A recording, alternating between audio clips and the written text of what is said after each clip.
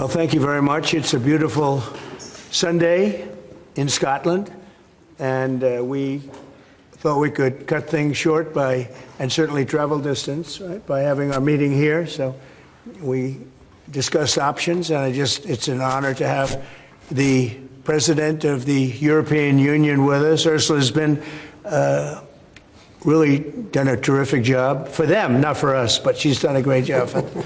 And she's highly respected by us also. And we look forward to talking to see if we can do something. We've had a very good relationship over the years, but it's been a very one-sided transaction, very unfair to the United States. And I think both sides want to see fairness, but it's been a very, very one-sided deal, and it shouldn't be. And so we're here with her very brilliant staff, and hopefully we'll resolve a few issues.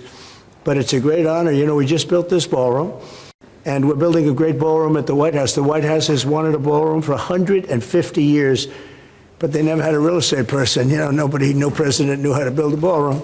But this just opened, you know, relatively short time ago, and it's been quite the success. And I think, I was just saying, I could take this one, drop it right down there, and it would be beautiful. This is exactly what they've wanted. But it's an honor to have you at the new ballroom at Turnberry. And thank you very much. Thank you. Thank you very much, Mr. President. Thank you very much for inviting me here. Indeed, it is today about trade between the European Union and the United States. We're together the two largest economies worldwide. Right. If you look at the trade volume, it's the biggest trade volume globally, with $1.7 trillion among us.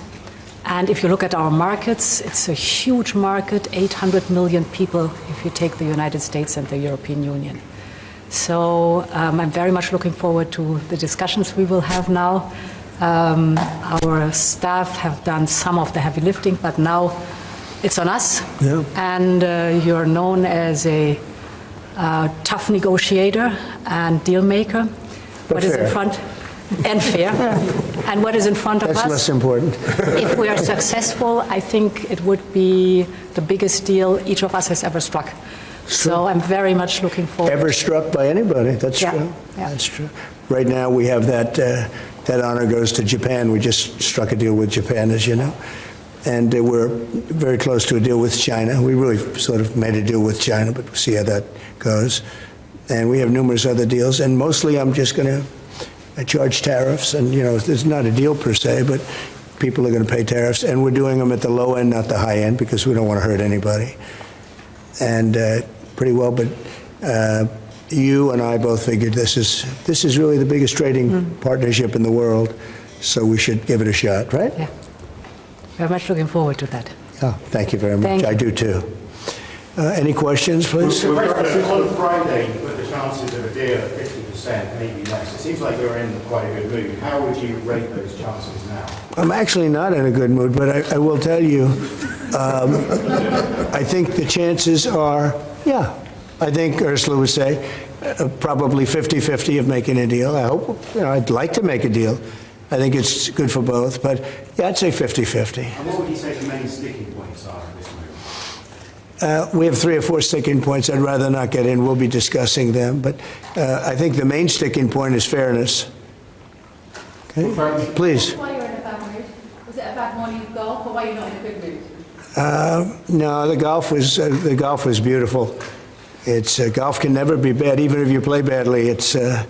It's still good. If you had a bad day on the golf course, it's okay.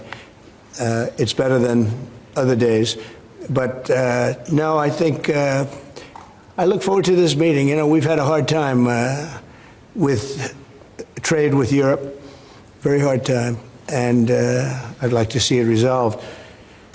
But if it isn't, we'll, you know, have tariffs, and they'll do what they have to do. But we have a good chance of getting it resolved. We'll probably know in about an hour. Shouldn't take that long. It's, you know, it's complicated, but not really complicated when you get right down to it, right?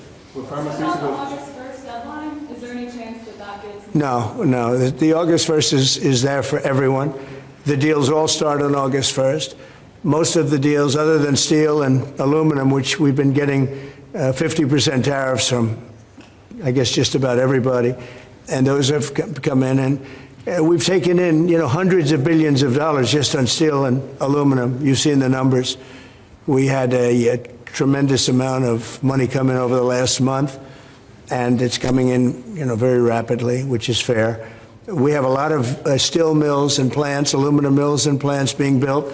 We have a lot of AI being built, and we have a lot of auto plants being built or going to be built because they don't want to pay tariffs. So, if they don't want to pay tariffs, the best way to do it is just build your plant in the United States. Yes, please. Sir, what do you expect from the Europeans in terms of opening their markets to American products? Well, they have to open up to American products. We're open to European products, and we have been for forever. I don't think we have, we just about don't have any, I don't think we have any product we say you can't sell. I guess you could get a little bit cute with chips, but that's, a little bit different category too. No, Europe is very closed. We don't sell cars into Europe. We don't sell essentially agriculture of any great degree. They want to have their farmers do it, and they want to have their car companies do it. I'm not saying anything that nobody knows. We have a rough situation. If we want to sell cars in Europe, we're not allowed to. And as you know, they sell millions and millions of cars, Mercedes, BMW, so many different, Volkswagen, so many different cars, and so many millions of cars.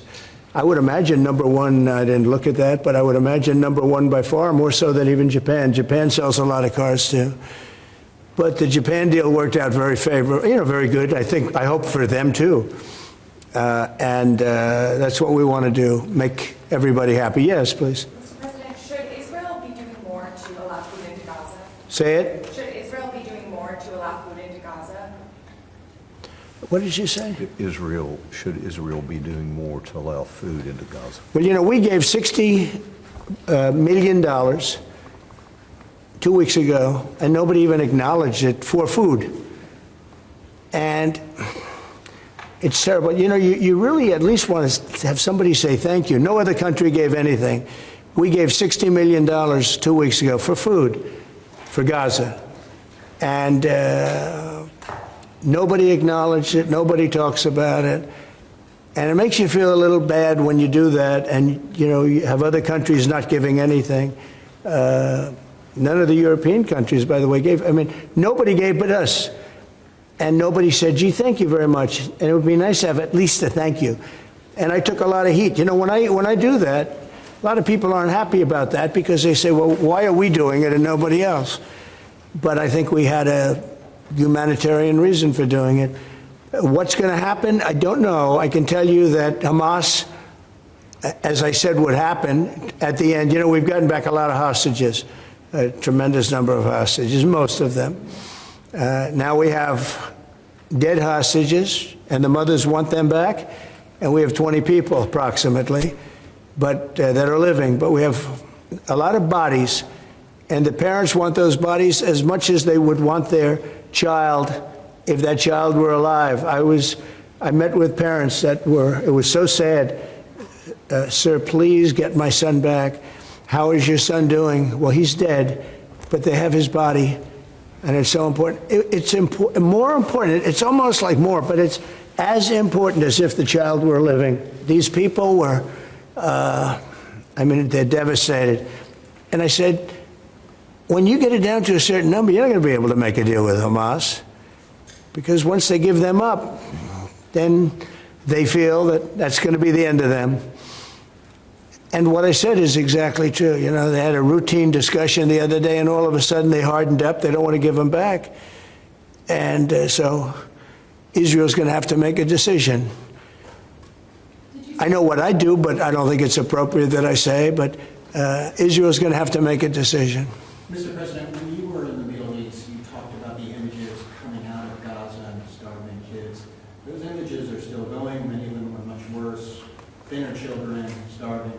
What do you see or feel when you look at those images today? Well, it's terrible. When I see the children, and when I see, especially over the last couple of weeks, and people are stealing the food, they're stealing the money, for the food, they're stealing weapons, they're stealing everything. It's a mess. That whole place is a mess.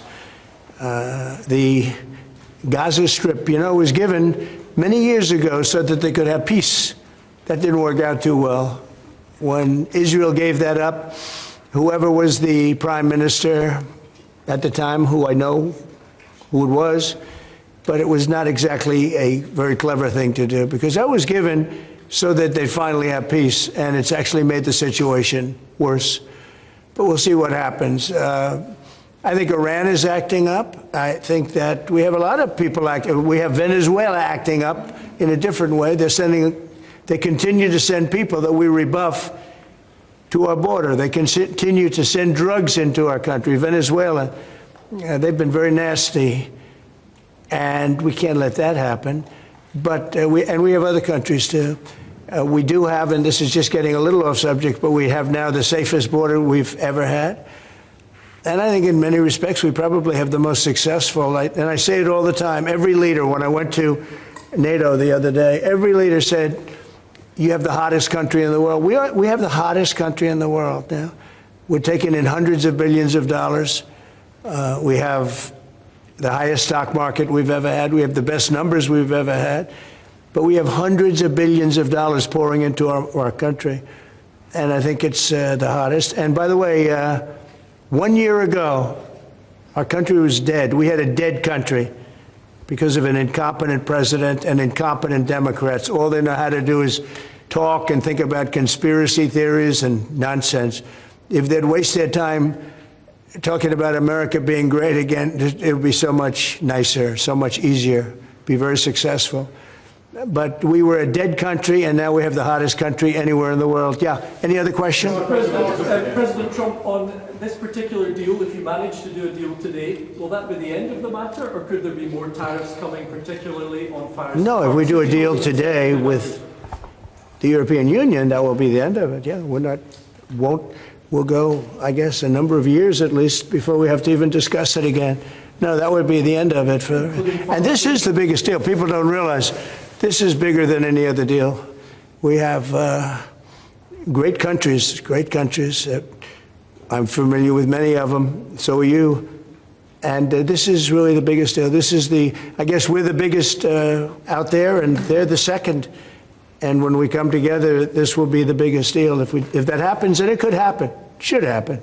Okay? Thank you. Will pharmaceuticals be part of today's? No, it won't. Pharmaceuticals will be, could be, we'll do something, but basically pharmaceuticals won't be part of it because we have to have them made in the United States, and we want them made in the United States. And I think it's easy to say, and I think it's important to say pharmaceuticals are very special. We can't be in a position where we're relying on other countries. Now, Europe is going to make pharmaceuticals, drugs, and everything else for us too, a lot, but we're going to have also our own. A question for President MAGNONEWS, please. Yes. Can you give your assessment of what you feel the chances are of deal of? The President just talked about a 50-50 chance, and the biggest obstacle being fairness. What would you say are those things for you? I think the President is right. We have a 50 to 50% chance to strike a deal. And indeed, it is about rebalancing. So you can call it fairness, You can call it rebalancing. We have a surplus, the United States has a deficit, and we have to rebalance it. You have an excellent trade relation. It's a huge volume of trade that we have together. So we will make it more sustainable. Mr. Trump, can you do better than 15% tariff rate for the EU? Better meaning lower? Yeah. No. Mr. President, to return to Gaza, you're going to meet the British Prime Minister tomorrow. He's going to ask you to consider again peace talks between Israel and Hamas. Are you now saying there is no point in trying to resolve? Well, we're meeting about a lot of things. We have our trade deal, and it's been a great deal. It's good for them and good for us, I think. The UK is very happy. They've been trying for 12 years to get it, and they got it, and it's a great trade deal for both. It works out very well. But we'll be discussing that. I think we're going to be discussing a lot about Israel. They're very much involved in terms of wanting something to happen. He's doing a very good job, by the way. Also on Gaza, sir, did you speak with Prime Minister Netanyahu this weekend about getting more aid to Gaza? I talked to him, yeah, I did. I talked to him about a lot of things. I talked to him about Iran. I think Iran's been very nasty with their words, with their mouth. I think they've been very nasty. they got the hell knocked out of them, and I don't think they know it. You know, I actually don't think they know it. They really do. The whole thing's a con job. We have a lot of con jobs going on. But Iran was beaten up very badly, for good reason. We cannot have them have a nuclear weapon. But they still talk about enrichment. I mean, who would do that? You just come out of something that's so bad, and they talk about, we want to continue enrichment. Who would say that? How stupid can you be to say that? So we're not going to allow that to happen. We're not allowing that to happen. Did you talk about more aid into Gaza? Will I do more aid? Yeah. The U.S. is going to do more aid for Gaza, but we'd like to have other countries participate. We're going to mention that to the European Union today. You know, that's an international problem. It's not a U.S. problem. It's an international problem. And we're giving a lot of money and a lot of food and a lot of everything. If we weren't there, I think people would have starved, frankly. They would have starved. And it's not like they're eating well. But a lot of that food is getting stolen by Hamas. You know, they're stealing the food. They're stealing a lot of things. You ship it in and they steal it. Then they sell it. On Friday you said that Europe is being crushed by mass migration, and I wonder whether your friends on this side of the room agree with you on that. Well, I'd let you respond to that if you'd like. So we have been working intensively on the topic of irregular migration. And we have, from the very beginning, said that migration is a European challenge that needs a European answer.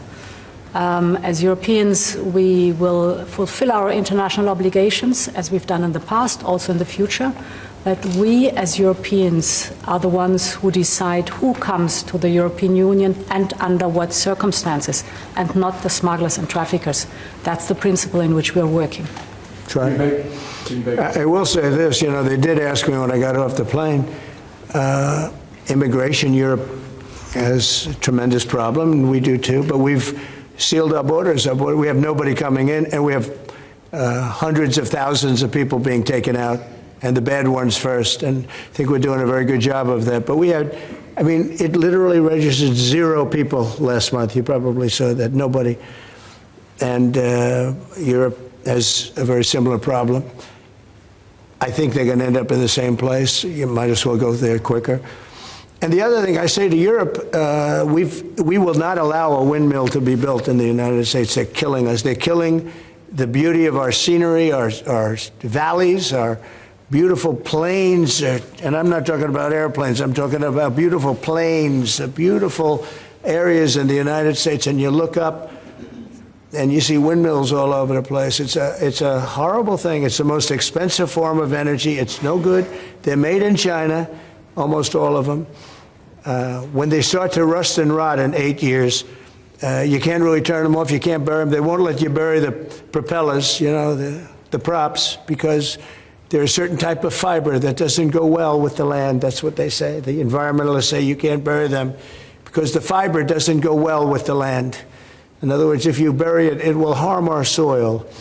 The whole thing is a con job. It's very expensive. And in all fairness, Germany tried it, and wind doesn't work. You need subsidy for wind, and energy should not need subsidy. With energy, you make money. You don't lose money. But more important than that is it ruins the landscape. It kills the birds. They're noisy. You know, you have a certain place in the Massachusetts area that over the last 20 years had 1 or 2 whales wash ashore, and over the last short period of time, they had 18, okay? Because it's driving them loco. It's driving them crazy. Now, windmills will not come. It's not going to happen in the United States, and it's very expensive, and I would love to see. I mean, today I'm playing the best course, I think, in the world, Turnberry. Even though I own it, it's probably the best course in the world, right? And I look over the horizon and I see 9 windmills. It's like right at the end of the 18th. I said, isn't that a shame? What a shame. You have the same thing all over Europe in particular. You have windmills all over the place. Some of the countries prohibit it, but people ought to know that these windmills are very destructive. They're environmentally unsound, just the exact opposite. Because the environmentalists, they're not really environmentalists, they're political hacks. These are people that, they almost want to harm the country. But you look at these beautiful landscapes all over the world. Many countries have gotten smart. They will not allow it. They will not. It's the worst form of energy, the most expensive form of energy. But windmills should not be allowed. Okay.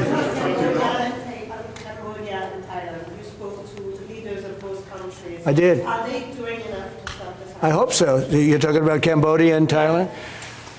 So I had an interesting time. We're dealing with Thailand, and we do a lot of trade with Thailand and with Cambodia.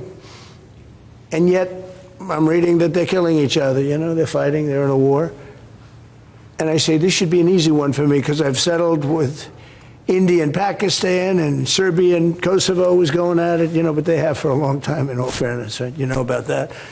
And others, the Congo. And what's gone on there. That's been a horrible thing with Rwanda. That's been a horrible thing. 31 years, 7 million, 8 million people killed. Machetes all over the place. It's a terrible thing. We got that one solved. We did 5 of them. And I was saying, we have a trade deal. We were working on another. We finalized another trade deal yesterday. And I asked my people, I said, how are we doing with Cambodia and how are we doing with Thailand? And they say they're going to be coming in at some point to talk. I said, well, let's call them right now. So I called the prime ministers of each. And I said, we're not going to make a trade deal unless you settle the war. A lot of people are killed, that in a short period of time. The border, they're fighting pretty like wild. And I spoke to both of the prime ministers, and I think by the time I got off, I think they want to settle now. I know they're meeting today or tomorrow, and we're going to work with them. Marco Rubio's working with them also, his people, and him. I think we're going to get that. That would be a great thing, but that would have turned out to be a bad one. And I will tell you, India and Pakistan, they were really getting ready to go at it.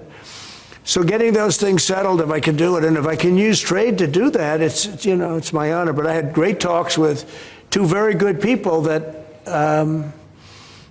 they both really would like to make a deal. So we'll see what happens. Okay, how about 1 more, 2 more? Mr. President, Europe's now spending a lot more on defense, thanks to you. They are.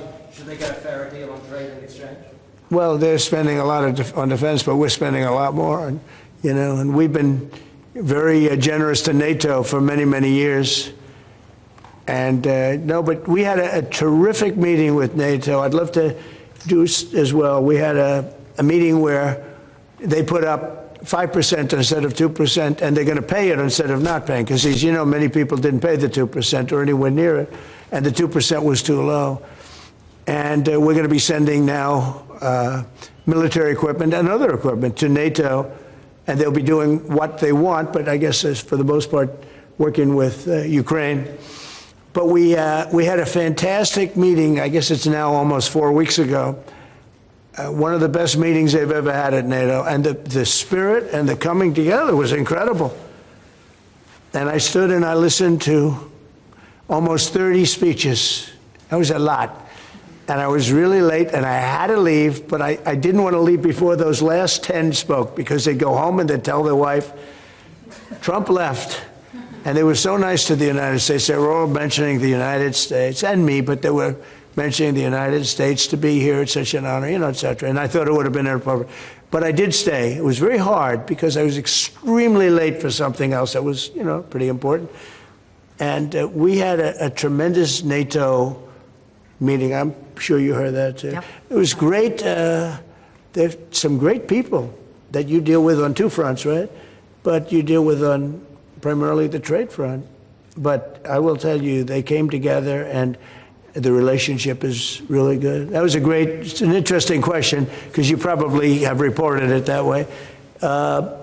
It really, we came together, and they went from 2% to 5%, which nobody would have thought that was even. Who would even think that? Because they didn't want to be at 2%. All of a sudden, they're 5%. And that's the right number. And so it was a great honor. I got to know the heads of those countries really very well at that meeting almost a month ago, okay? Thank you very much, everybody. We'll let you know what's happening. Thank you. Will you be visiting your Irish golf course anytime soon, Doonbeg? I will. I love Doonbeg. I'll go. It's not in this trip, but I'll go soon. Okay? Thank you very much. Thank you. Thank you. Mr. President, where we came from. Thank you.